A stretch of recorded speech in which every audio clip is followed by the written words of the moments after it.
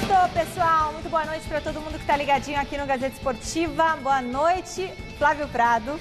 Boa noite, Michele Janela. Boa noite, Osmar Garrafa. Boa noite, Michele. Beleza? No programa de hoje a gente vai falar sobre as finanças do Corinthians, vamos falar sobre a movimentação do São Paulo no mercado da bola, as mudanças da escala de folgas do Palmeiras e muito mais. Tudo isso para você logo depois dessas dicas.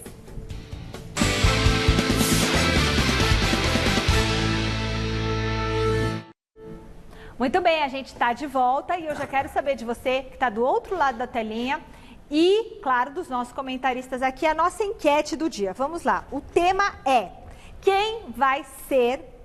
qual vai ser o impacto da paralisação na preparação das equipes paulistas para o restante da temporada? Parou aí? Deu tilt aí? Olha lá, positivo, negativo ou nenhum, tá bom? Então, qual vai ser o impacto da paralisação na preparação das equipes paulistas para o restante da temporada? Positivo, negativo ou nenhum? Agora acordou. Muito bem. Vote lá no site gazetesportiva.com. O que você acha, Garrafa?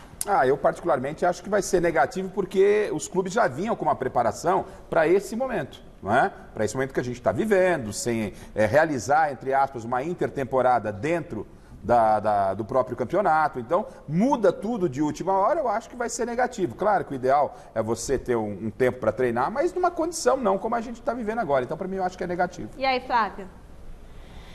Olha, como não teve preparação, não tem o que perder, né? Eu acho que não vai fazer muita diferença nesse sentido. Fica no nenhuma.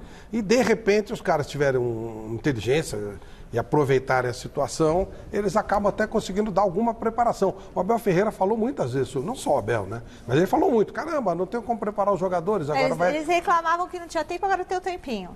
Isso se não parar o treino, né? Porque na verdade deveria parar até o treino. Se parar treino, aí sem dúvida é negativo, com o detalhe que vai parar para todo mundo e aí é igual para todo mundo. Então, positivo, negativo ou qualquer outra opção? Nenhuma, eu votei nenhuma. Positivo, negativo. Eu fiquei no nenhuma porque eu acho que os caras já não estavam preparados, então... Eu acho que é positivo porque eles vão conseguir se preparar. Você acha que é o quê? Eu acho que é negativo porque havia uma ideia de trabalho já pré-determinada, mesmo sem o tempo para trabalhar. Aí agora o cara fala, tá bom, eu vou ganhar esse tempo, como o Flávio falou, a Michele falou, lógico, o tempo é importante, mas daqui a pouco o cara começa a treinar e daqui a pouco pode parar, não tem mais treinamento. Quando voltar vai ser torneio início. Né? Entendeu? Então... Joga o dia inteiro, faz os 3 jogos por dia. Se pudesse seguir como estava pré-determinado, para mim seria melhor, eu acho que vai prejudicar. Não esqueça, vídeos pelo WhatsApp de até 10 segundinhos, anota o número aí, 11 99 479 1633.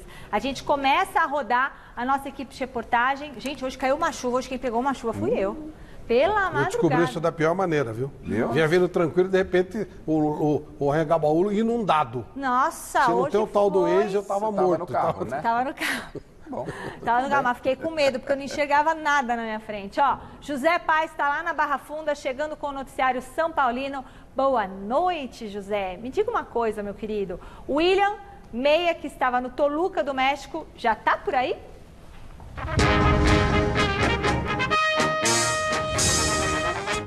Boa noite, Michele. Boa noite para você, para o Garrafa, para o Flávio. Olha só, São Pedro, quando viu que não era o Garrafa que ia fazer o link aqui do CCT da Barra Funda, o link do São Paulo, aí ele parou a chuva, porque ele lembrou que era eu.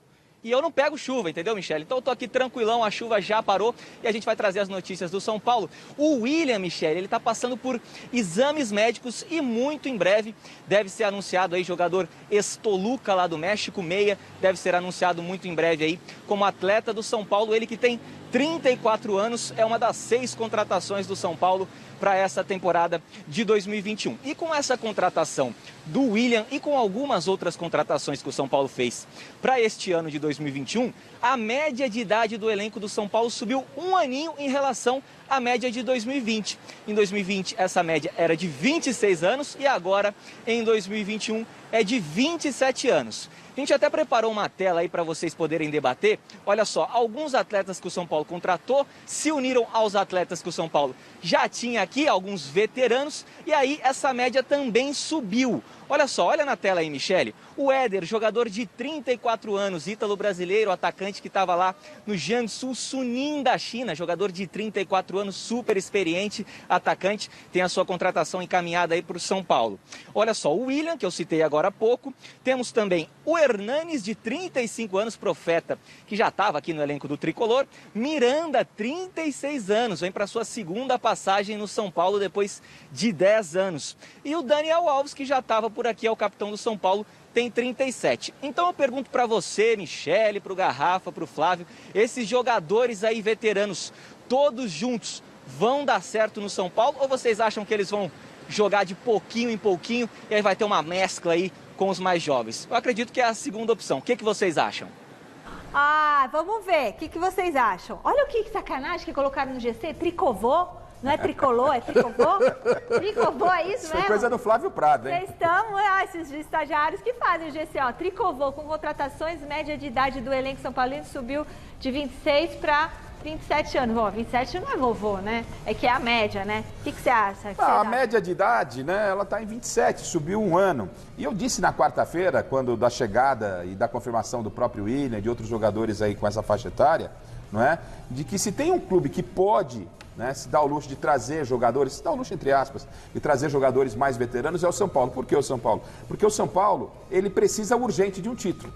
O São Paulo está atrás de um título para tirar essa coisa de fila e tal. E você jogar toda a responsabilidade em bons valores, em bons garotos que vão surgindo da base, é muita coisa. Então, na hora da onça beber água, foi o que fez o Mancini no jogo de quarta-feira contra o Salgueiro. Colocou os mais experientes. Não é? E eu sou favorável a colocar essa molecada para jogar, né? Mas no São Paulo, onde a pressão é muito grande, eu acho que você aumentar um pouquinho a média de idade não está no todo ruim, não. Fosse um Santos, um Corinthians, eu ia repensar na minha postura. Mas para o São Paulo, especificamente, que está demasiadamente pressionado pela ausência de títulos, não vejo nenhum problema, não. Bom, o Santos e o Daniel Alves, com 37 anos, chegar lá, vão chamar de bisavô. Um moleque de 15, 16 anos, louco. Aí não dá. Então, o São Paulo realmente ele tem uma média. E a média fica legal. O seguinte, gente, por que o São Paulo contrata um jogador de 34 anos? Porque não tem grana. Esses jogadores, o Éder, por exemplo, o time dele faliu lá na China. Parou, acabou o time. Aí ficou livre no mercado, aí veio. O William também. Aí não está gastando nada. Não, só paga o William salário. também não está gastando nada. Nada. Não tem dinheiro. E não. o Miranda? Também não. Não tá gastando nada? O Miranda nada? é do mesmo time do Éder. Tipo assim, só o salário. Os times faliram, Você dilui, no caso, uma luva aí pro cara, o número de contrato. É claro que é diferente de você ir buscar tem uma num média, clube que ele tem uma contrato. média do São Paulo, um teto. Nenhum atingiu, ninguém chegou no teto. Nem o próprio São Paulo estourou a margem que ele tinha para gastar. Ninguém ganha o que ganhava o Juan Fran, por exemplo.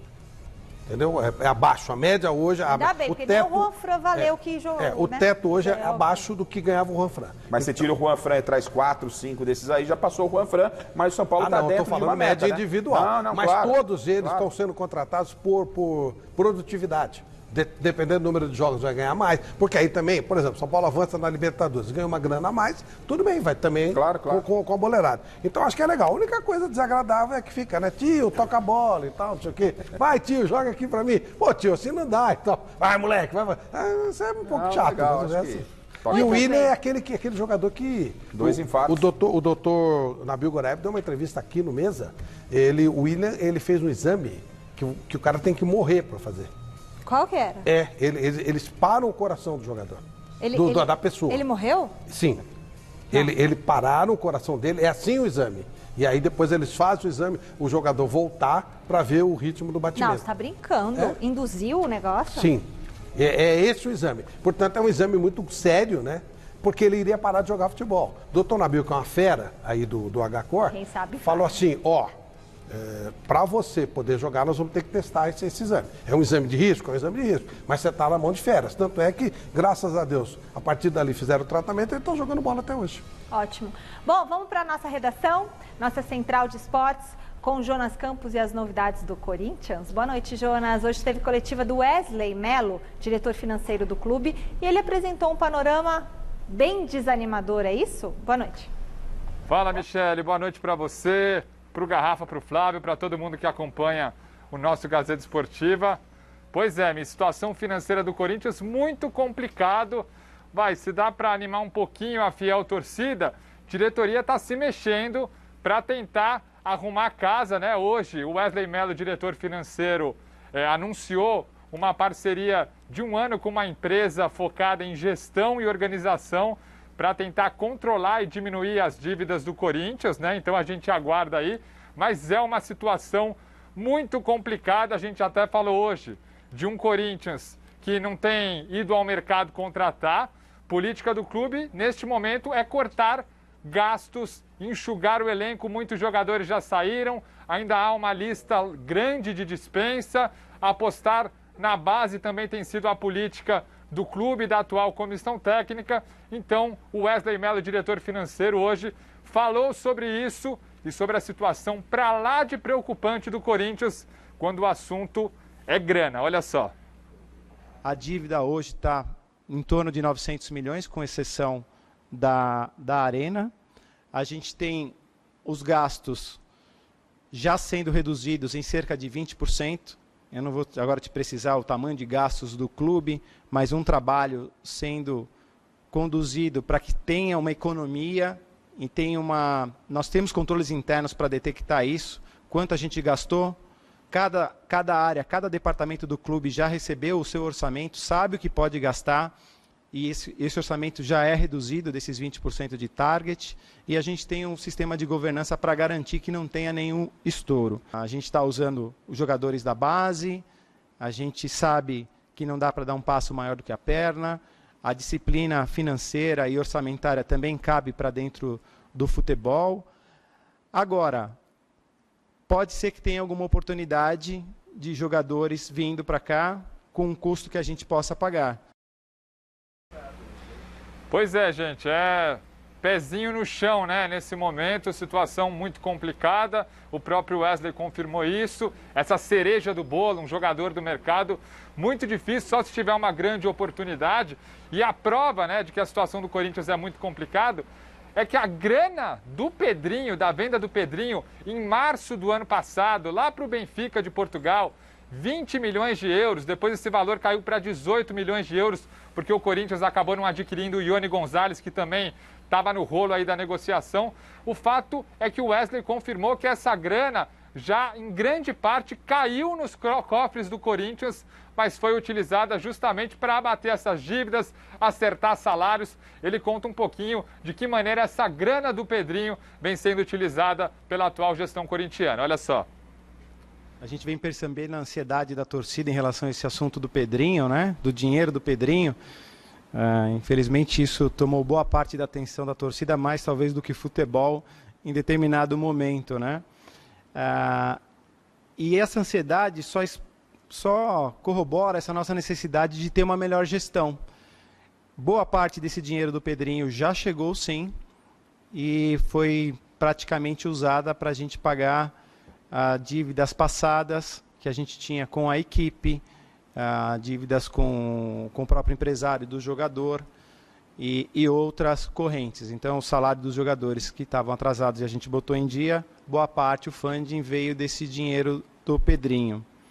Então, sim, falta talvez um pequeno valor agora para receber, mas só depende do Corinthians, não depende de mais ninguém, mas é uma pequena parte. Praticamente quase a totalidade a gente já recebeu e já utilizou com contas do passado e não com contas recentes.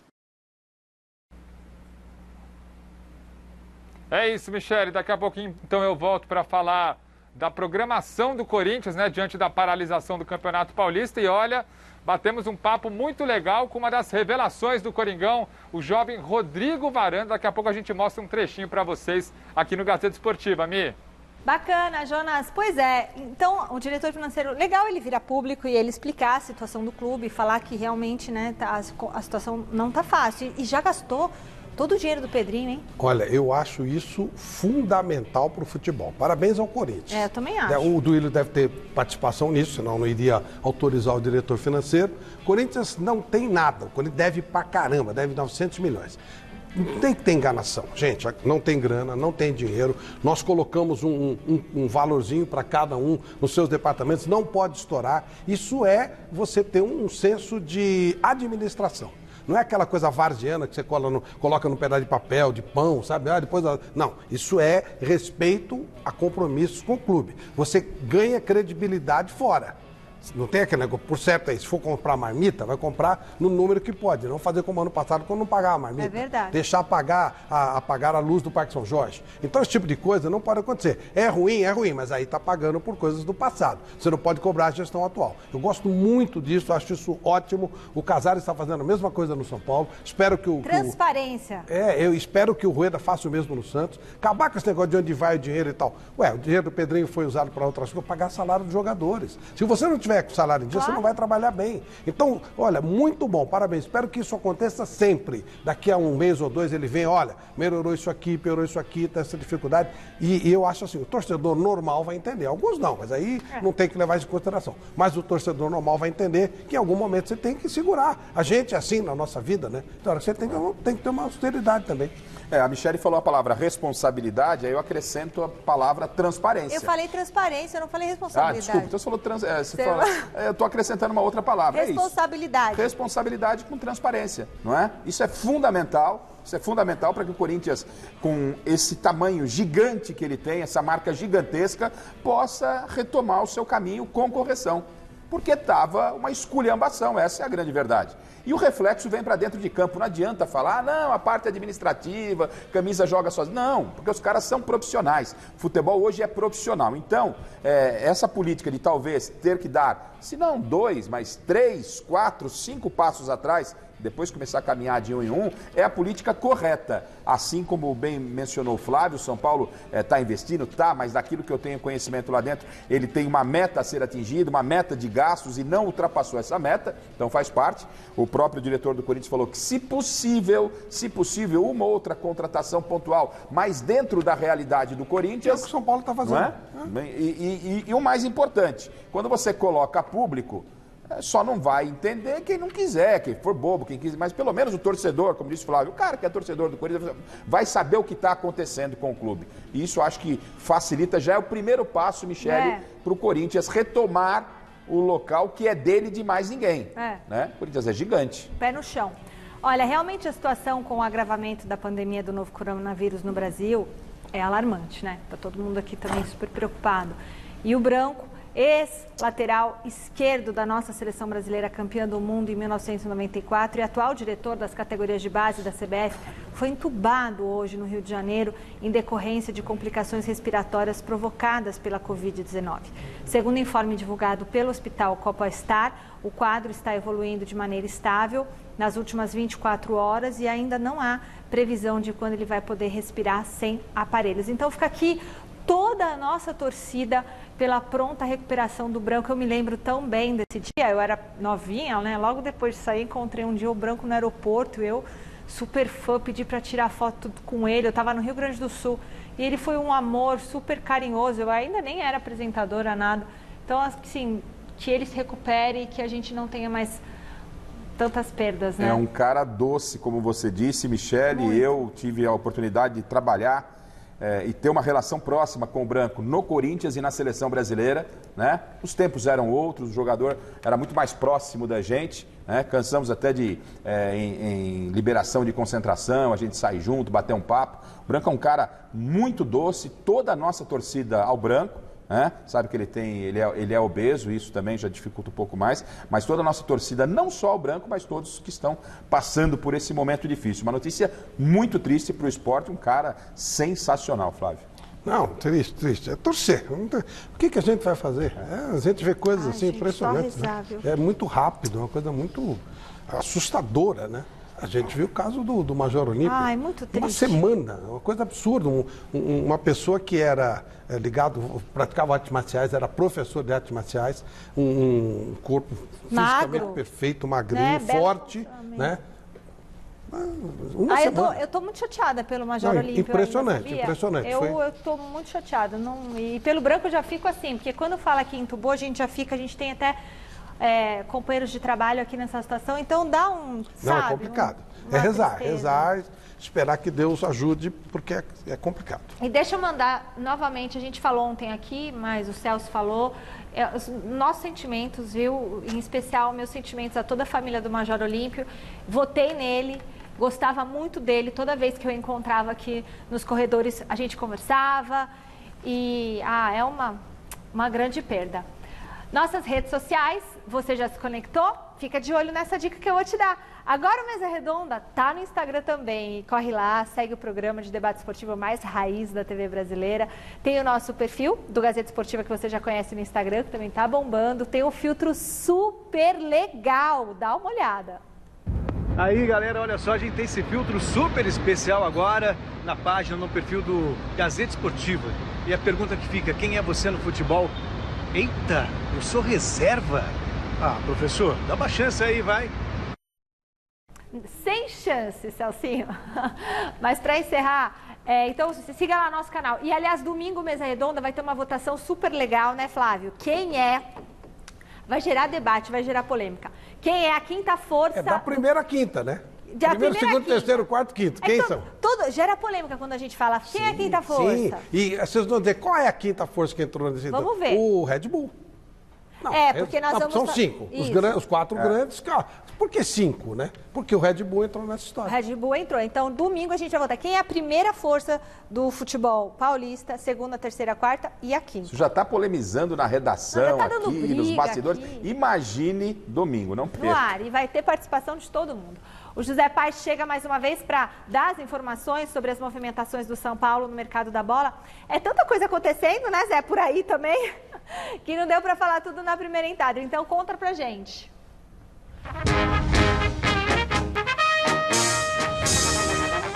Pois é, Michele, muita coisa aqui acontecendo no São Paulo. Então, como diria o poeta, vamos por partes. Primeiro, Trellis, jogador de 31 anos, colombiano, atacante aqui do São Paulo Futebol Clube. Ele está encaminhando a saída dele para o Sport Recife. Pois é, alguns meses atrás eu até trouxe essa informação aqui no Gazeta Esportiva. O Sport entrou em contato com o Trellis para contratar o jogador ainda na Série A do Campeonato Brasileiro de 2020. Na época não rolou, essas negociações retomaram agora em 2021 e o Trellis está de saída. Ele não está inscrito no Campeonato Paulista para atuar com a camisa do São Paulo. Então ele está indo por um empréstimo lá para o Sport Recife até dezembro de 2021. Lembrando, viu, Michele, que o Crespo ainda quer a contratação de um zagueiro. O Crespo que vem jogando aí no esquema com 3 defensores. Bruno Alves, Arboleda e Léo tem formado ali a defesa do São Paulo. Agora contratou o Miranda, jogador de 36 anos que estava lá no futebol chinês. E ele quer mais um zagueiro, quer mais um jogador para compor esse elenco, que ainda tem o Diego Costa, o jogador da base do São Paulo, made in Cotia. Então ele ainda quer mais um zagueiro, quer mais um defensor. Em relação ao Benítez, vamos atualizar aí o Benítez, jogador argentino que estava no Vasco da Gama e é do Independiente lá da Argentina, meia bom de bola, que estava com a camisa 10 do Vasco na última temporada. Ele já está treinando aqui no CCT da Barra Funda, já está treinando com os jogadores do São Paulo e o São Paulo vai pagar 1,6 milhão de reais ao Independiente para contar com esse jogador. Vai pagar 50% de uma vezada só, e os outros 50% em 2 parcelas.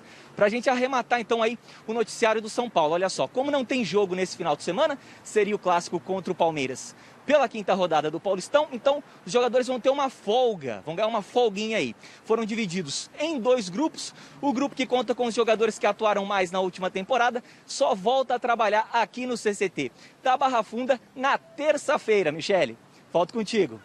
Boa, José Paes, muito legal. Garrafa. O São Paulo está se virando dentro do que a gente falou, não é? Só tomar cuidado também, porque o São Paulo, né, a gente discutiu muito durante o ano, joga nesse esquema, não joga nesse esquema, mas o São Paulo não era um lixo de time também, não era uma porcaria, tem muita gente pior que o São Paulo. Daqui a pouco você começa a enxertar, não começa a contratar com baseada. Acho que as contratações são pontuais e necessárias, mas calma, calma. Você enxertar demais, você pode perder a essência do grupo, tem que tomar cuidado. Tem o Muricy que é sábio, é expert nisso. O Crespo é um novo técnico, deve estar sabendo o que está fazendo, mas calma, esse negócio de contratar por baseada, muita gente não me agrada. Acho que por aí calma. Acho que o elenco do São Paulo são contratações pontuais e já deu, Flávio. São essas oportunidades de mercado. O Benito José Paz acabou de falar, R$1.600.000 para futebol é um valor, né, nada. Essa coisa do zagueiro é uma coisa assim, uma fixação do Crespo, ele quer fazer aquele jogo posicional, então ele quer cada jogador no seu setor, abrindo espaço, e aí você precisa ter uma saída de bola muito boa. Tanto é que outro dia a gente estava discutindo, se o Miranda acertar, a gente não sabe como é que o Miranda estava, mas se ele acertar, provavelmente quem vai sair do time é o Bruno Alves. Todo mundo, vai sair o Léo Pelé. Não vai sair. Porque a saída de jogo do Léo Pelé é rápida e boa, melhor que a do Bruno Alves. Esse é o ponto, é a saída de jogo, porque os alas vão subir e esses zagueiros eles vão ser... Mas e a perda que você pode ter? Ok, eu concordo com você. Tecnicamente o Léo tem uma saída melhor.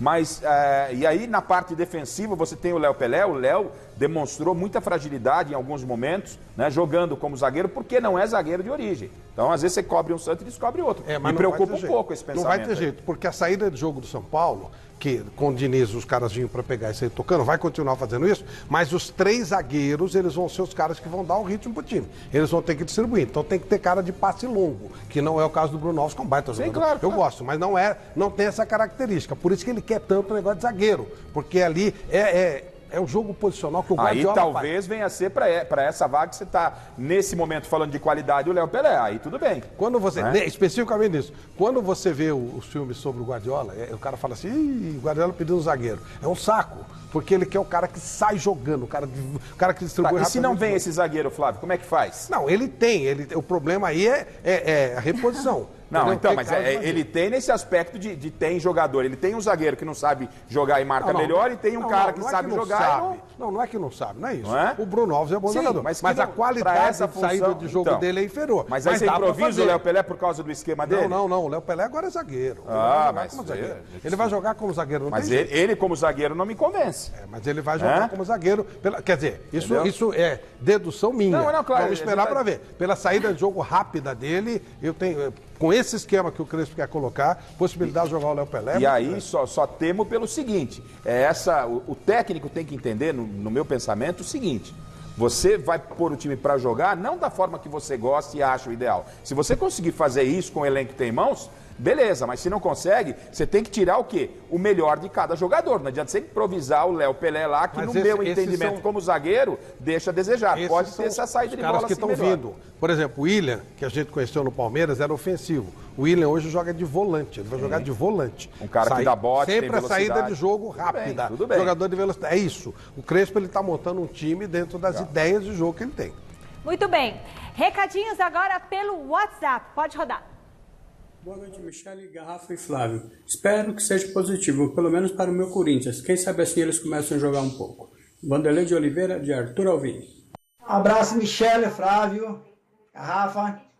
O Paulo de São Mateus. Minha opinião é que vai ser negativo. Abraço, galera. Boa noite, Michele. Salve, Garrafa. Flávio, Antônio Scott, corintiano. E na minha opinião, o impacto na parada vai ser positivo. Abraço! Scott, você não tem frio, né, Scott? E não precisa falar mais se é corintiano, Scott. Você já é da casa. Da casa, não tem não. Scott, Corinthians, todo mundo sabe quem é você e sabe que você é corintiana. Legal, abraço. Novo contato com o Jonas Campos da nossa redação, da nossa Central de Esportes. Ô, Jonas, essa aposta na base do Corinthians tá dando certo? Tá surtindo um certo efeito sim, Michele. O Corinthians, né, não indo ao mercado, apostando nessa garotada. O Corinthians, aliás, né, que depois da vitória para cima do Salgueiro e a classificação para a segunda fase da Copa do Brasil, retornou ontem à capital paulista, ganhou folga hoje, folga amanhã e no domingo volta a trabalhar no CT Joaquim Grava, volta aos treinamentos e hoje eu bati um papo com o Rodrigo Varanda. Justamente um desses garotos, aliás, o único que vem tendo uma sequência constante na equipe do Corinthians como titular. Vem sendo bastante utilizado ali pelo lado direito, joga também um pouco mais centralizado, né, quando o Jô não está em campo. Fez o primeiro gol dele como profissional, o único até o momento, num clássico contra o rival Palmeiras. Eu perguntei para ele o que ele achava dessa paralisação, né, ainda mais no caso dele, que vem de uma sequência legal, né, realizando esse sonho de jogar no profissional do Corinthians. E até o que ele acha, o que ele pensa desse Corinthians em relação a título para a temporada. E o moleque tem personalidade. Vamos ouvir o Rodrigo Varanda. Essa parada por uma boa causa, né? Queria continuar jogando pela sequência que eu tô tendo. Mas agora que parou é trabalhar. O treino continua, trabalhar firme aí, para quando os jogos voltar, continuar na mesma pegada e sempre em busca de mais, né? Você falou até, né, buscar coisas a mais na temporada. O Corinthians passa por uma reformulação, né, diante até de uma crise financeira. Você acha que esse ano dá para brigar por títulos? O Corinthians sempre foi assim, né? Sofrido. Acho que muita gente sempre falou, essa é a quarta força, e o Corinthians todo ano tá disputando título, todo ano tá conquistando título. Acho que brigamos sim por títulos esse ano. Acho que nosso time é bom, nosso time é brigador. Eu acho que estamos para título sim. Acho não, eu tenho certeza.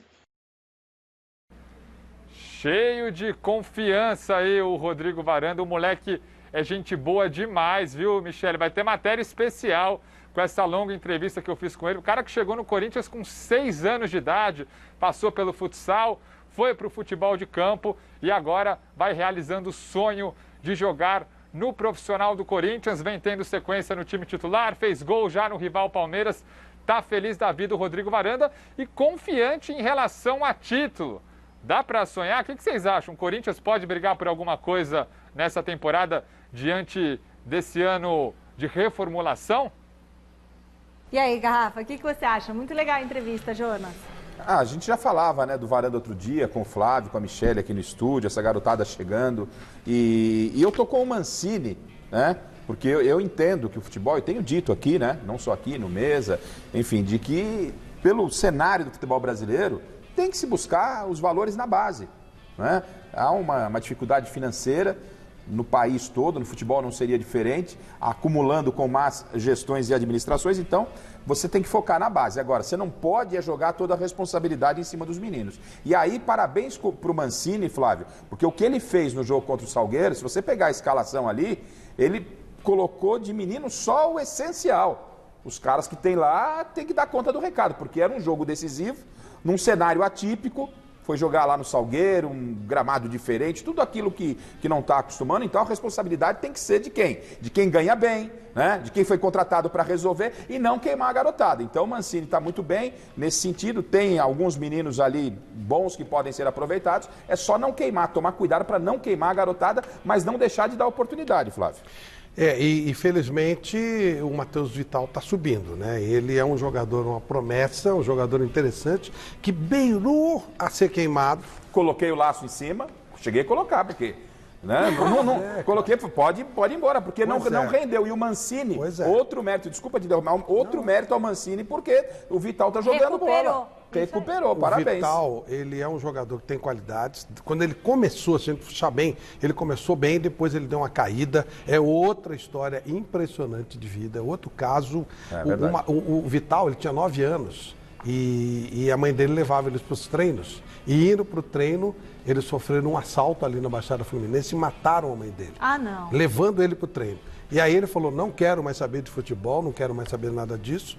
Imagina só. E aí a família, vendo das qualidades dele, fez com que ele voltasse e ele voltou e está dando essa volta por cima maravilhosa. Você não ouse falar mal dele, Garrafa. Terríveis. Se você falar mal desse menino, pra mim, você tá lá. Não, dele jamais, né? Mas como jogador de futebol... Não, também não tem que falar. Porque ele chegou, Michele, ele chegou no Corinthians como um dos destaques do Vasco da Gama. Como uma joia rara. Ele veio pro Corinthians e todo mundo criou uma expectativa. E ele não andava no Corinthians, não estava acontecendo.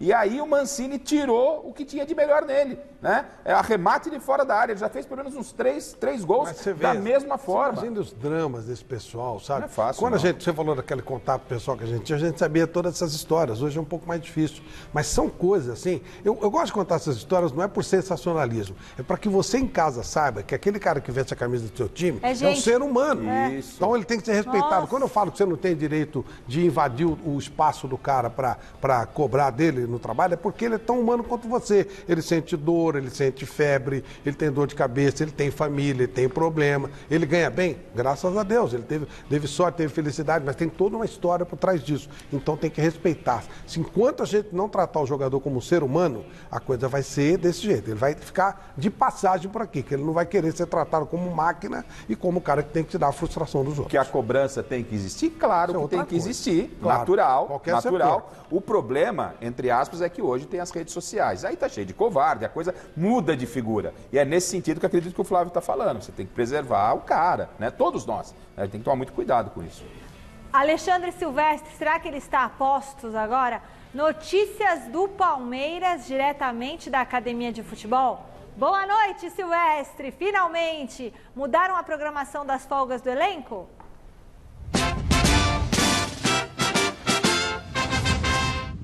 Achei que você fosse falar da programação da conexão nossa aqui, mas deu tudo certo, Michele. Atrasou um pouquinho. O Palmeiras está de folga hoje. Aliás, folga para todo mundo. Sexta, sábado, domingo, todo mundo que estava trabalhando na academia. Aqueles 11 titulares que folgaram, retornaram hoje, entre 3 e 4 da tarde. Fizeram os testes de PCR. Se tiver todo mundo liberado da Covid, é o que a gente espera, esses 11 jogadores irão treinar amanhã, iniciar as atividades físicas. São jogadores que ficaram 10 dias de folga. Os principais atletas do Palmeiras, aqueles que mais atuaram na temporada passada, o Everton, Marcos Rocha, a dupla de zaga titular, o Vinha, Rafael Veiga, o Rony, o Luiz Adriano, já falei várias vezes, tá muito fácil, são 11 jogadores. Uma leva ainda vai ficar de folga de hoje, não dessa que está retornando, mas que andava treinando, vai ficar de folga até o dia 31, e o Lucas Lima continua no trabalho, vai folgar só sexta, sábado e domingo, juntamente com os outros garotos da base, que também não terão um longo período não de descanso, apenas esses 3 dias. Já já eu volto para falar, assim que você quiser, Michele, do Borré.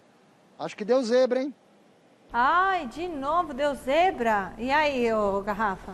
Então, eu tenho dito aqui e continuo cada vez mais acreditando no que eu estou vendo, né? Que o Palmeiras está muito organizado, ele se adapta rapidamente a qualquer situação. Então, tinha uma programação de continuar os jogos, já mudou essa programação, o Palmeiras rapidamente já veio, então a gente vai fazer dessa forma e está fazendo da melhor forma. Por quê?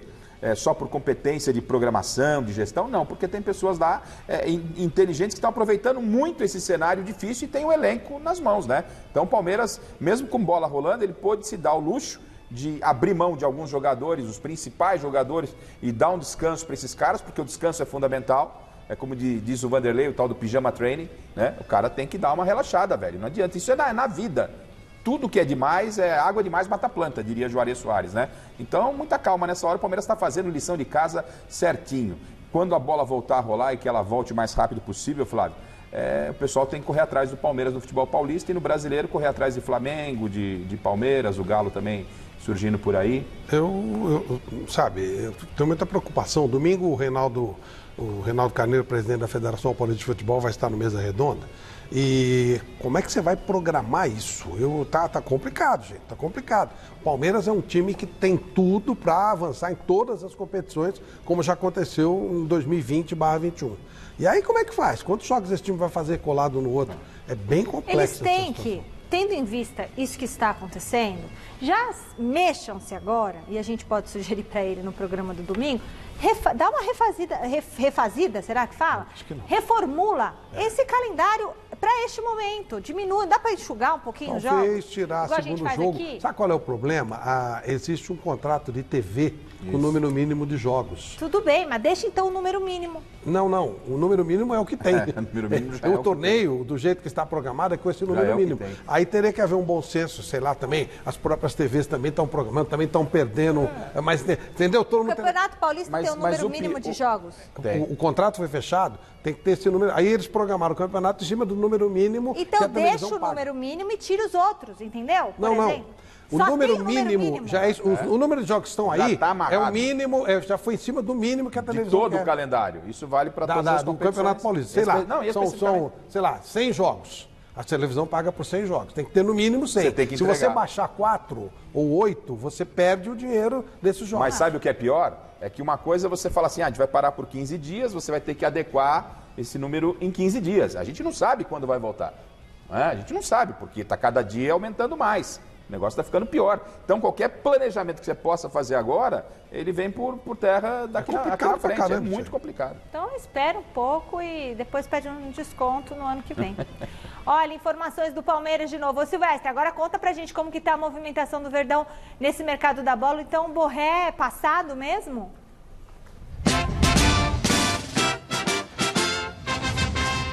Olha, eu não diria que é passado, Michele, porque pode ser um joguinho de cena, né? Mas a informação de hoje, que já foi confirmada por vários órgãos de imprensa e por nós também, pelo Bruno Secon, do site gazetesportiva.com, a respeito do Borré, o Palmeiras desistiu de contratar o Santos Borré. É uma operação complicada, vem se arrastando, caríssima. O Palmeiras prefere adotar a cautela. Ontem essa história já havia esfriado e agora, informação de momento, no balanço das horas tudo pode mudar, mas nesse momento o Palmeiras desiste do Borré. Crise financeira, economia do país, pandemia, quando vai voltar o futebol. Então o Palmeiras prefere tentar outro tipo de negócio nesse momento, como, por exemplo, vasculhar o mercado norte-americano, pouco explorado pelo brasileiro, né? Então o Palmeiras já está em cima desse Eduardo Atuesta, que é colombiano e joga no Los Angeles. Estava e volta as atenções de novo para o Tati Castellanos, que é um outro jovem atacante argentino e joga também lá nos Estados Unidos, no Nova York. O Ademir está na mira do Palmeiras, interessa, é atacante do América Mineiro, do Coelho. Jogador que eu achei até que fosse mais jovem, mas tem 26 anos. Gosto muito do Ademir, jogador raiz, sabe? Parece jogador de várzea no bom sentido. Estou elogiando. Fez até gol contra o Palmeiras na semifinal da Copa do Brasil aqui no Allianz Parque pelo América. Fez uma ótima partida. Jogador chato que corre bastante, divide, incomoda. Pode ser uma alternativa. E quem está chegando a qualquer momento é o Danilo Barbosa, volante do Nice da França, que vem por empréstimo. Mas o Palmeiras ainda não oficializou esta contratação, que deve ser por empréstimo de 1 aninho. Muito bem, Alexandre Silvestre. E aí, o futebol brasileiro acostumou o mercado americano, norte-americano, sul-americano, a pagar fortunas, pagar além do que vale, naqueles negócios que a gente já sabe. Parece que agora a coisa mudou um pouco. Por exemplo, Gabriel Neves, por que ele não veio para São Paulo? O cara aumentava todo dia. Aí o São Paulo chegou e disse assim, o seguinte, ó, o valor é esse aqui. Quer, não quer, tá resolvido. Vocês podem ligar, nós não estamos encerrando a negociação. Não pagamos 1 centavo a mais. Se tiver interesse, liga, a gente fecha o negócio. Senão acabou. Acabou. O São Paulo não vai morrer porque não tem Gabriel Neves. Mesma coisa no caso do Borré. Não dá. Não dá. Eu não costumo indicar jogador. Mas já que o Palmeiras quer mercado americano, eu vou indicar um centroavante bala. Faz gol pra caramba. Do Cincinnati, Brenner. Bom, esse é bom. Eu tô com o Flávio nessa daí. Acho que Você quer indicando o Brenner? Não no Brenner. Não no Brenner. Ué, mas ele é bom, né? Não, é que eu não acompanho. Eu não tô desqualificando você. Eu entendi. Não é isso, eu não. sei do Brenner, eu sei que você pode levar o Brenner. Esse é bom, cara. Esse mete 20 gols. Imagina quanto que ele não vai vir agora. Você não tem jeito. Esse é bom. Esse é bom. Conhece o mercado brasileiro. Agora, o detalhe é o seguinte, né? Você tem que manter a responsabilidade. Até o Palmeiras está indo nessa linha. É o que a gente está falando. Mesmo quem tem, você não pode dar o passo mais que a perna. Lógico. Não adianta, né? E isso vai fazer bem para o futebol brasileiro. Vai fazer bem para o futebol brasileiro. O que não dá é para ver o time devendo para os jogadores, para o elenco, o time todo esculhambado. Dentro de campo. É melhor você ter um time enxutinho lá, com as finanças, e a sua realidade você pode crescer. Claro. Pezinho no chão, é isso aí. E o nosso convidado de hoje é o herói palmeirense da final da Copa Libertadores da América. Muito boa noite, Breno Lopes. Muito obrigada por nos atender. Você chegou ao Palmeiras em novembro do ano passado, vindo do Juventude, lá da Série B, né? Até a final da Libertadores foram aí menos de 3 meses. Você imaginou que fosse acontecer uma coisa assim, dessa forma tão rapidamente? Obrigada, seja bem-vindo mais uma vez. Boa noite, eu que agradeço pela oportunidade aí de estar falando com vocês. Realmente, né, tudo aconteceu muito rápido, vindo do Juventude, né, disputando a Série B e chegar no clube como o Palmeiras com vários jogadores, né, de alto grife. Então, fico feliz de poder entrar na história de um clube tão grande como esse, a gente poder disputar uma competição tão importante como a Libertadores e eu poder ter feito o gol que deu o título. Então, é gratificante para mim. Espero não poder parar por aí, né? Quero poder ajudar o clube fazendo gols, dando assistência, né? E tenho certeza que esse ano também a gente vai brigar por várias competições. Osmar Garrafa. A primeira vez que eu tenho a oportunidade de conversar com o Breno depois da importante conquista da Copa Libertadores com um gol dele, não é? Então, vou te fazer de imediato, duas perguntas rápidas. A primeira dela é, quantas vezes você vê aquele gol por dia? Deve estar vendo ainda, não é possível. Né? Quantas vezes você vê aquele gol por dia? Né? Um gol que entrou para a história. E como é que está a cabeça de vocês, particularmente a sua, com esse negócio de paralisa futebol, não paralisa, vai ter jogo, não vai ter jogo? Como é que vocês estão lidando com isso?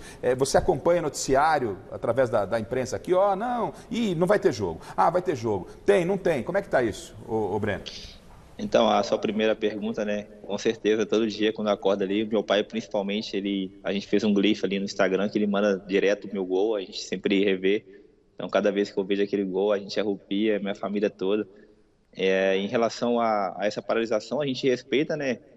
Aquilo que o clube passa pra gente, né? A gente entende que é o melhor para a população, é o melhor para todos nós, então a gente procura respeitar todas as orientações que vêm do pessoal da saúde, então a nossa cabeça está para aquilo que vai ser melhor para todo mundo, né? A gente não pode pensar só na gente agora, e como teve a paralisação agora, né? Tipo, foi decreto que 15 dias, então a gente tem que respeitar, fazer aquilo que a gente tem que fazer com todas as normas de segurança. Então todos os jogadores estão tranquilos, hoje mesmo voltaram os jogadores que estavam de férias, então tenho certeza que aquilo que o governo e o clube passar para a gente vai respeitar e acho que vai ser melhor para todos. Flávio Prado. Ô Breno, quando você faz o gol, você dá até uma mexida diferente no corpo, você sobe e cabeceia. O que você sentiu naquele momento? Deu para perceber o tamanho do que estava acontecendo na sua vida? Quando a ficha caiu? O que você pode dizer para a gente? Então, foi 2 sentimentos diferentes que eu tive na hora da comemoração ali, né? Eu me lembro que quando eu vi a bola entrando e o grito da torcida, me deu vontade de chorar. Me lembrei de toda a trajetória minha até chegar ao profissional e eu me lembro quando eu cheguei no Palmeiras aqui, havia sido muito criticado, né, por falta de gols, a bola não estava entrando, eu estava até tendo boas atuações, mas não tinha feito o gol ainda. E na semana que eu fiz o gol contra o Vasco, foi meu primeiro gol, meu pai falou que eu tinha que ir concentrado para esse jogo do Santos, que talvez eu poderia ter feito o gol. Então me deu vontade de chorar, depois eu comecei a sorrir, fui em busca ali dos meus pais, não consegui achar eles pela burruca que estava ali na hora, né, mas foi 2 sentimentos diferentes. Então eu só tenho que agradecer a oportunidade do Palmeiras, né, ter me contratado, acreditado em mim, o Abel, todo o staff. E hoje a gente, como eu falei, a gente vai em busca de mais aí, poder entrar cada vez mais na história do Palmeiras. Ô Breno, você falou várias vezes do seu pai, aqui durante a nossa entrevista. Por que o teu pai é tão importante nisso tudo que está acontecendo na sua vida? Então, o meu pai, desde criança, né, ele que foi o meu maior incentivador, né? Às vezes até minhas irmãs falam que eu menço mais meu pai na minha entrevista, tudo que eu falo, que minha própria mãe. Que o meu pai que não deixou de existir, né? Meu pai que, quando eu com 17 anos falei que não ia jogar bola mais, ele falou, não, enquanto você tiver até seus 21, 22 anos, eu vou te bancar, não quero que você desista, porque eu confio em você. Então, acho que meu pai ele é merecedor de tudo que está acontecendo na minha vida também, né? Que, como eu falei, ele que me incentivou, as pessoas falavam que eu não ia conseguir, meu pai sempre ali me ajudando, me incentivando. Então, hoje, tudo que eu faço, eu tento honrar ele, porque ele que foi um cara muito importante para mim.